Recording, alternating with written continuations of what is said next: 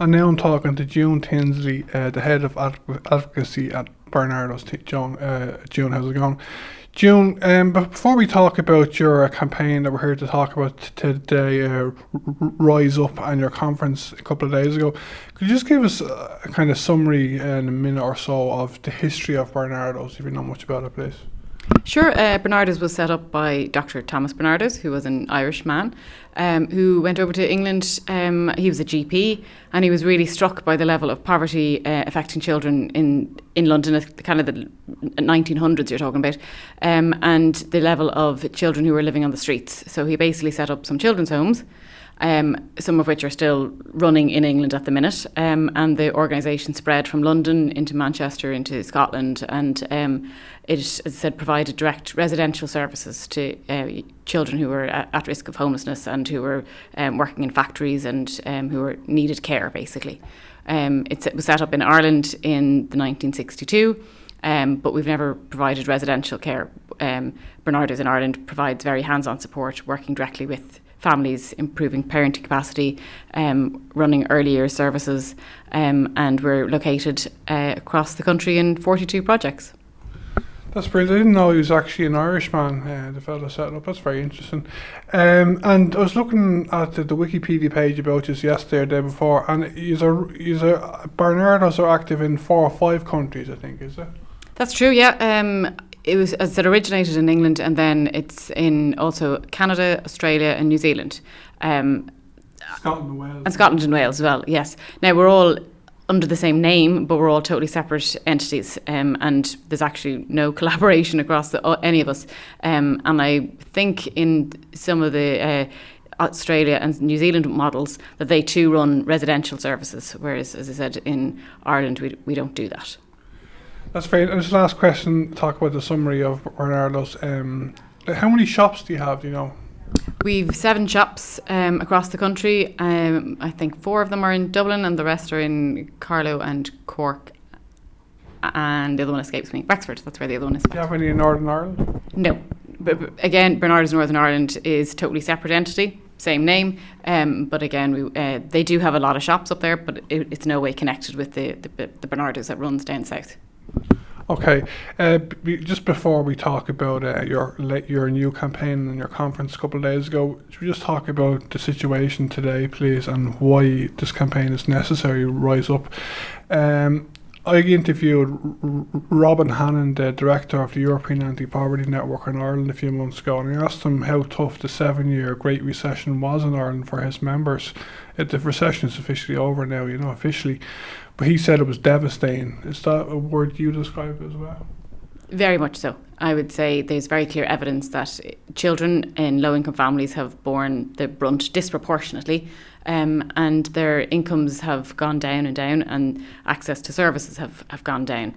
And the statistics are very compelling. We know child poverty has doubled, and the latest statistics that came out yesterday means that it's at 11.2% our children are living in consistent poverty.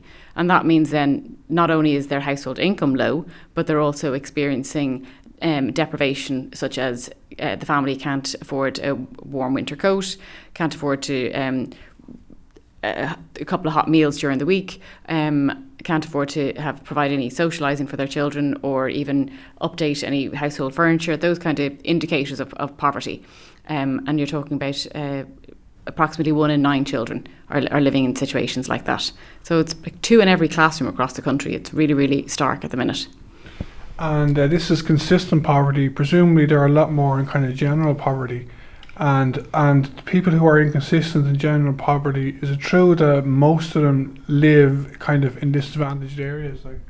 Yes, again, it's the statistics yesterday showed that it's those families that are outside the labour market, unemployed families where they're headed by a single person, are most at risk of either at risk of poverty or living in consistent poverty. And you're talking about I think 37% of lone parents are living in consistent poverty. That's a very, very high figure. And Barnardos would work with an awful lot of lone parents, and frequently the challenges they face is their inability to get back into work, because being the primary and only carer, they need childcare for supports, and childcare in Ireland is really, really expensive. And could you tell us what you do and about your campaign? I'm not sure when the campaign started. Could you tell us about the work that you do and this campaign, Rise Up, you're working on now, please? Sure. Well, as I said, Barnardos runs across 42 projects across the country, working directly hands-on with children, trying to encourage their social and emotional development.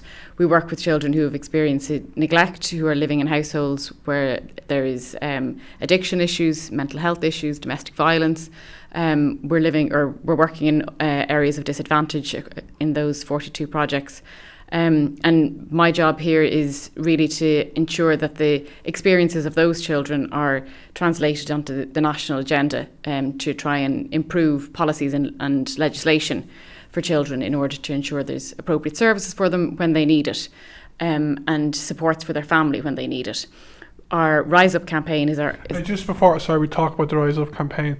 Are all these 42 projects, are they the same kind of thing you're doing all the time? Like, I live, for example, in Castleknock, and I know I don't know if it still is. I know a few years ago anyway there was a Barnardos group in Roseland. I don't know if it's still there, is it?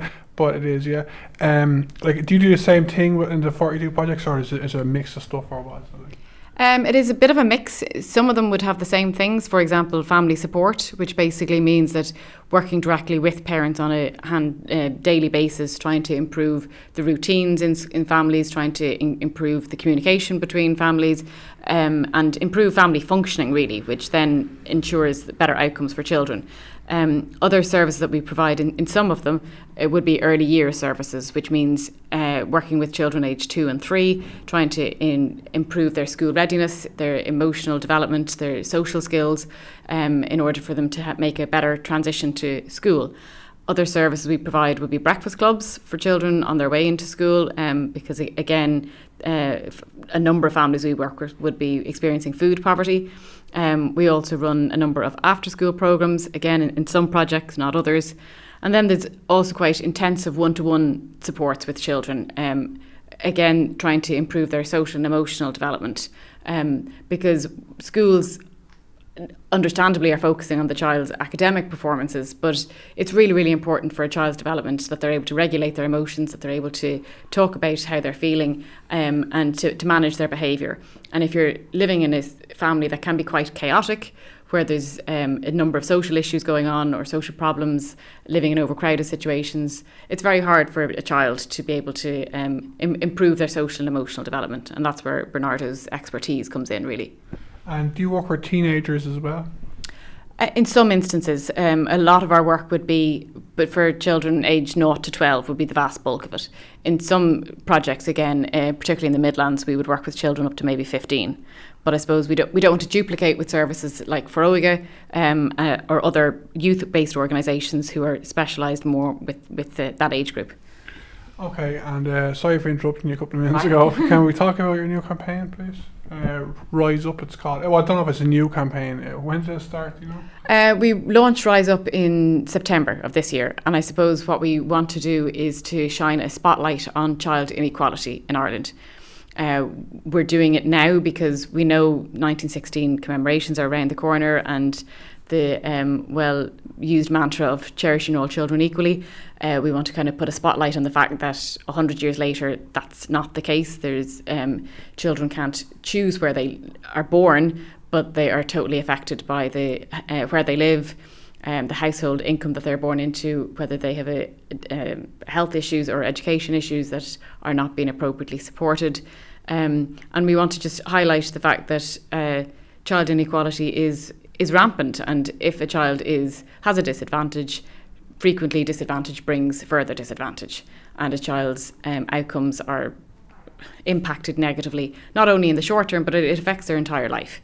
And we want to start a conversation about the scale and depth of inequality affecting children, and also to influence the general election manifestos, and to translate that into the programme for government, that there would be clear commitments to tackle child inequality, because we've identified a number of practical solutions we believe the government can make in order to tackle child inequality, to improve outcomes and ensure that all children deserve the same opportunities and get those opportunities. Yeah, we talk about what the government can do in a minute because, as you know, everyone knows, we're going to have a new government early next year. But we only had a budget a month or two ago, but we have a program for government, a new government early next year, so that's great. You had a massive major conference on Wednesday, didn't you? Can you tell us about that, please? And like just kind of what came out of that, if you know what I mean, like. Yeah, the conference was, again, all about child inequality. We had a number of international speakers come over, particularly Richard Wilkinson, who is a bit of a guru in the world of inequality. And his message is very, very clear. Everybody benefits from a more equal society. And presently Ireland is exceptionally unequal when you think of the rich are getting richer and poor are getting poorer. That gap is widening very much so. And that if it is narrowed, then it benefits everybody. We also had Stuart Wallace over from the World Economic Forum, who was just giving very practical examples of how things could change in order to reduce that gap between the rich and poor.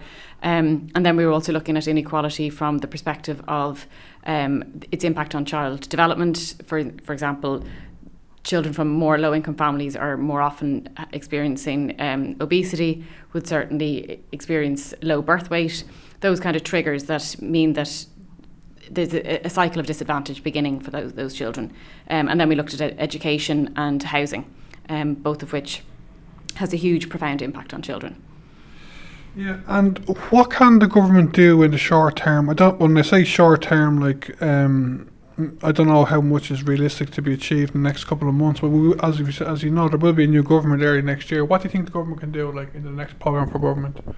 Well, I think the budget that was just announced a couple of weeks ago that you made reference to there, it did show kind of a step in the right direction, and I would like that journey to continue. That budget put more money into early year services. For example, it extended the number of extended the duration that children can avail of the free preschool year, which is 100% positive. But what I would like is that journey to continue. Ireland, in relation to childcare specifically, is coming from a very low base. Only 0.2% of our GDP is spent on early years services in comparison to 0.8% across the EU. So, as I said, it's a very low base. More investment in services, earlier services, could mean that it would mean more parents could go back to work, and it would mean a huge improvement for children. Research has shown time and time again that if you invest in early years for the child, it improves their social, emotional, educational performances throughout their childhood and beyond. So there's a huge return on investment from an estate perspective. The other areas that I would love to see done in the short term is the availability of free primary education for all children. Barnardos has long campaigned for free education to be exactly that, to be free. And our annual school cost survey is testament to the fact that parents are put under huge pressure to get everything ready for children. And our latest survey found for a primary school pupil, you're talking about €300-400 to get everything ready in September. And for a secondary school pupil, it's in excess of 750. For each child? Yes, for each child. So the more children you have in the system, understandably, the more financial burden it is on parents. But our research has shown that it would only cost the government 103 million to provide free primary education for all children. That would mean free school books, free transport if you need it, no parent would have to pay a voluntary contribution or classroom resources, and it would return the capitation rates back up to 2010 levels. So it's a very wise investment and a cheap investment, to be fair. Only 103 million when the Department of Education's budget is 8 billion. So it's really, really only pocket change. Yeah, that has to be a priority. And in this campaign, Rise Up for Children, like, how are you trying to influence the government to, the political parties for the next government to bring this in their programme for government, like? Well, what we're doing is that on our Barnardos.ie Rise Up site, we have identified 35 key politicians who we believe could be instrumental in making key decisions in the next government, and asking them to basically stand with us in pledging a commitment to tackle child inequality. And we've identified 5 recommendations which, as I said, we believe could be rolled out. I've mentioned 2 there in connection with early years and primary school. The other 3 is in connection with increasing investment in TUSLA, the Child and Family Agency. It has been underfunded from the beginning. And then the other areas are the need for additional supports in health and housing. I suppose what would be great is we want the public to come behind us in this campaign by actively engaging with our politician about our 5 areas in order to bring more of a public debate about the topic. And as I said, we're constantly in dialogue with the people who are developing the party manifestos in order to ensure our issues are on their manifesto. But the only thing I'd like to, I suppose, conclude on is to get your listeners to support us in our campaign by jumping onto Barnardos.ie, rise up and actively tweet the politicians we have identified who are kind of key decision makers. And if you're not on Twitter, obviously we'll happily tweet on your behalf.